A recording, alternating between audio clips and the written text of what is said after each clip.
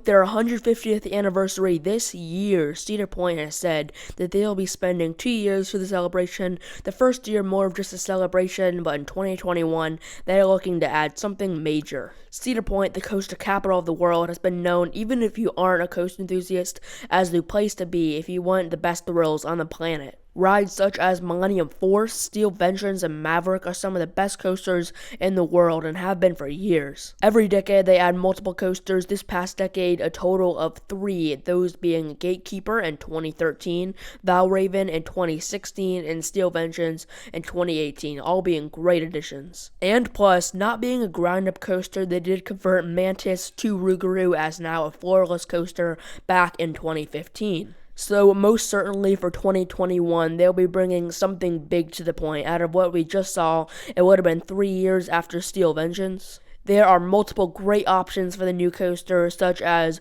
when they teased a 500-foot coaster. We all know Cedar Point has very little restrictions in their additions. Cedar Point is the crown jewel of Cedar Fair, one of the biggest and best amusement park chains in America, and we all know how much they love the coaster capital of the world.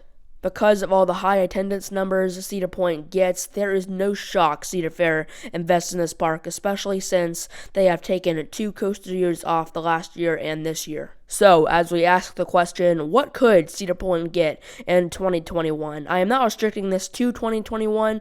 All of this could very well come in the next years after 2021. And I'm not saying this has to be coasters either, because there are also options of rides. But most certainly, before we start, if you are new to the channel, make sure to subscribe for more videos on coasters often. Also, if you want to see more, make sure to follow our social media pages for updates and much more. Now, that being out of the way, let's look at their lineup and find the weaknesses, and definitely some jump out. Definitely, Cedar Point is looking to add something innovative or record-breaking, because that is what they do. Prime examples for record-breaking coasters are Top Thrill Drax, the first coaster over 400 feet, Millennium Force, the first over 300, and Magnum, the first over 200. Pretty much starting the coaster wars, even though there are some other coasters that could be credited for that. Manufacturers such as Intamin have worked with Cedar Point for those record breakers, as most of their best coasters at Cedar Point were made by Intamin, and they sure are available to make them. But what manufacturers has Cedar Fair worked with in the past years? Mainly B&M, as Cedar Fair has a great relationship with them, such as Kings Island. They are adding Orient in 2020. And this past decade, they have added 2 coasters at Cedar Point, plus a floorless conversion. You can also think of manufacturers such as RMC and GCI, who they have worked with in the past years, that are premier manufacturers for a new coaster, in my opinion. And of course, don't forget Gerstlauer when they did Hang Time in 2018. But heading into a first opinion, this is my favorite. Something Cedar Point needs, that is a new wooden coaster. They only have one true wooden coaster that is 56 years old, Blue Streak. This, in my opinion, is Cedar Point's biggest weakness. There are multiple options for the layout, but something has to be removed, and most likely that will be in the back section of the park. They could remove a coaster that is getting very old and can most of the time be unpopular with the public. That is Cedar Creek Mine Ride, which takes up a decent amount of space. This could be a twister layout, and what they would do is most likely go with a new inverted GCI coaster that will be the first one of its kind. This would go incredible for the point, or if they didn't want it to be inverted, just go with a standard GCI. That would be fantastic too. GCIs are so great being like Western themed. Think of coasters such as like Gold Striker, Renegade, and Thunderhead, all being like somewhat Western themed. And plus, the Cedar Creek Mine Ride spot is pretty big. You could put the station on the side where the old station was and have the coaster go over the water in part to Frontier Island. It would be very good looking. Also, of course, delivering a fantastic ride experience packed with airtime, intensity, and of course, speed. But if Cedar Point did not want to remove Cedar Creek Mine Ride, they do have to remove something. But what else would it be? 2 rides come to mind for an out and back layout. Those will be Snake River Falls and Frontier Fling being removed. Plus, there is some more space like past Frontier Fling under Millennium Force. It would be an out and back layout, very similar to Mystic Timbers, which we all know is an incredible wooden coaster. And pretty much my last opinion for that area is removing Thunder Canyon, having an even bigger space than Cedar Creek Mine Ride, and it's right by the water, which could just add so much to Cedar Point skyline. So, for our next potential option, we have an RMC Raptor or T-Rex, and the reason I say T-Rex is because it would be the first of its kind, even though RMC said that they would like the Raptor model to get some more built. But it's Cedar Point. We know how much they would want this coaster. The capacity is way more than the Raptor because the Raptor only has one row. I think they would want to look and see how Jersey Devil does.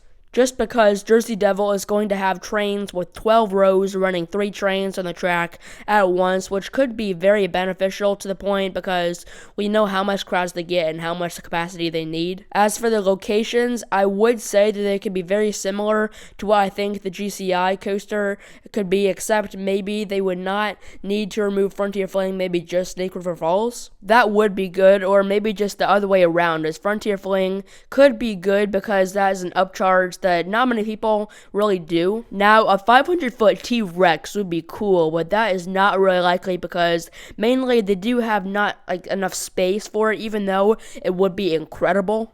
Some optimism is that at IAAPA, RMC did say that this model is capable of being 500 feet tall, and of course Cedar Point would be the park for getting such a record-breaking ride.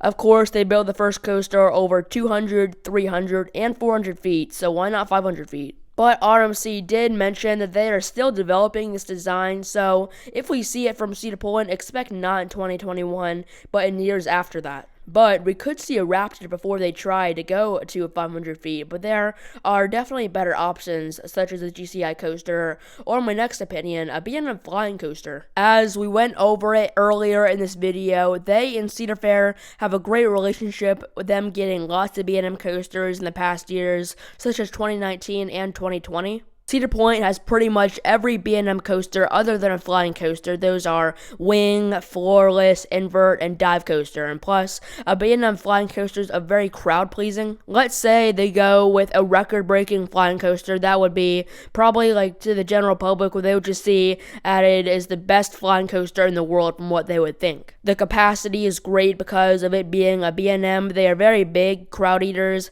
and they are also very reliable. That's why Cedar Point has so many B&Ms, because they are good rides and very reliable. Also, of course, these B&M flyers can be very intense, something Cedar Point would want this coaster to be, and come with it being very comfortable and just not uncomfortable. It would be really cool if it had inversions and elements like on Flying Dinosaur in Japan Universal Studios. That would make it maybe compete with that coaster, which would be incredible. And finally, my last possibility for a coaster. This is a Gerstlauer, most definitely an infinity coaster, and I do think this could fit at Cedar Point. It would be a sit-down coaster with a lot of inversions. I don't really know where it would go, but it would be very compact, and that would fit in maybe a new boardwalk area, something that is not the most likely, but it would be very cool. It could probably fit in, of course, on the beach, but in between Windseeker and Wicked Twister, and then go onto the beach.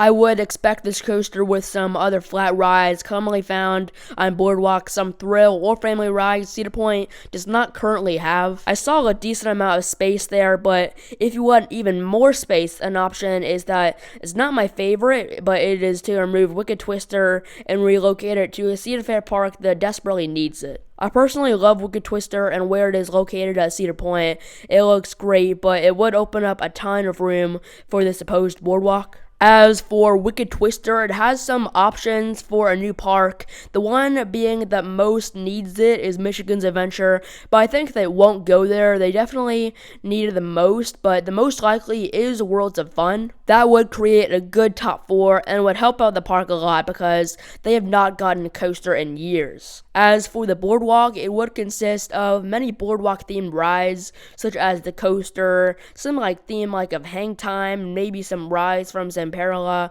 or any other manufacturer. And lastly, for this video, is definitely the least likely for 2021. I say that because this is more likely to come not in 2021, but in later years. That is the Tryotech Dark Ride. The best possibility is it being located in one of the buildings near Max Air and the supposed boardwalk, which, if you remember a couple years ago, Cedar Fair said they want one of these Tryotech Dark Rides at every single Cedar Fair park. Obviously, that died out, but there is still a possibility of there being one like at Cedar Point. I could see like a medieval theme, as the buildings kind of look like that. Obviously, right now, it has to be used for something. Now, that is an employee building, but they could afford putting in a dark ride fun for all families in its place. Of course, it would be a really big crowd pleaser, and the location of the park would be great too, being right by Kitty Kingdom and Planet Snoopy. To end out the video, obviously something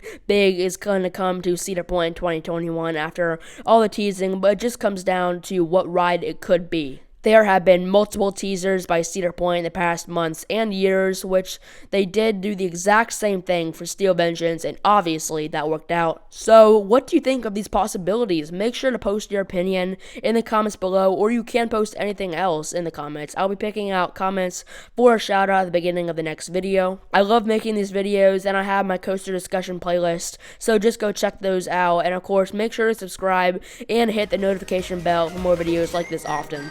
And see ya!